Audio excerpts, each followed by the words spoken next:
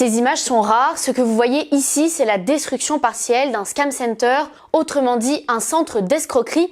On les appelle aussi usine à scam, ferme à fraude, complexe d'arnaque. Mais savez-vous ce qu'est un centre d'arnaque ? Et pourquoi ces images de destruction ne sont-elles pas à prendre à la légère? Un centre d'arnaque, c'est un lieu où sont orchestrées à grande échelle des fraudes en ligne réalisées par ce qu'on appelle désormais des cyberesclaves. Les complexes qui ont été démolis étaient contrôlés par de grandes organisations criminelles, très souvent liées au trafic d'êtres humains en Asie du Sud-Est.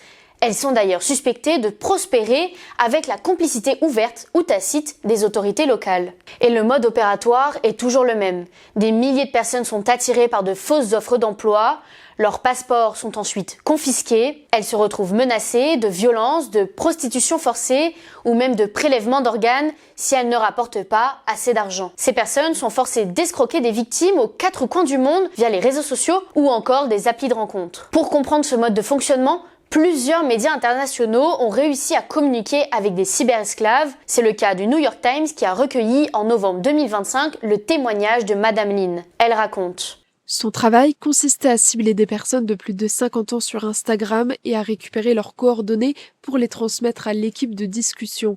Elle devait fournir 2 cibles par jour, sous peine de voir 1,60 $ déduit de son salaire mensuel, environ 460 $.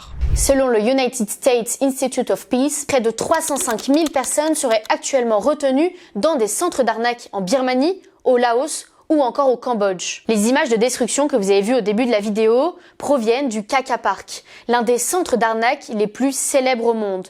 Situé en Birmanie, juste à la frontière thaïlandaise, ce complexe est considéré comme l'un des plus grands hubs de cyberescroquerie et de trafic humain au niveau mondial. Construit entre 2019 et 2021, le Kaka Park s'étend sur plusieurs hectares le long de la rivière Moai, dans une zone où l'autorité de l'État birman est quasi inexistante. Officiellement, il s'agissait d'un projet d'investissement transfrontalier et en réalité, le site abrite des milliers de travailleurs venus de toute l'Asie, piégés dans une structure criminelle. Le Kaka Park n'est pas un simple bâtiment, c'est une véritable ville criminelle avec des tours, des dortoirs, des restaurants, un hôpital, des villas, bref, un écosystème entier dédié à l'escroquerie mondiale. Début novembre, des images montrent une démolition partielle du complexe, détruite par l'armée birmane.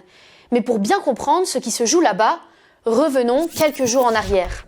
En fait, l'AFP a publié à la mi-octobre une enquête montrant la construction de dizaines de nouveaux bâtiments à Kaka Park entre mars et septembre 2025. Et c'est vraisemblablement à la suite de cette publication que les autorités birmanes ont lancé un raid sur ce centre criminel. Plus de 2000 employés, dont 1500 ont fui vers la Thaïlande. 3 semaines plus tard, des analyses satellitaires de l'AFP confirme que certains bâtiments ont bien été détruits, pourtant la majorité du complexe tient encore debout. Le régime militaire, via son journal officiel, affirme que tous les bâtiments sont en train d'être détruits, mais l'AFP précise ne pas avoir pu vérifier l'étendue exacte des destructions sur le terrain. Selon Jason Tower, expert du crime organisé, il s'agirait surtout d'une opération de communication destinée à convaincre l'opinion publique qu'elle lutte contre ces réseaux criminels. Ces dernières années, les escroqueries en ligne ont pris une dimension sans précédent jusqu'à devenir l'un des premiers secteurs d'activité clandestin au monde. Les arnaques en ligne rapporteraient plus de 600 milliards € par an dans le monde.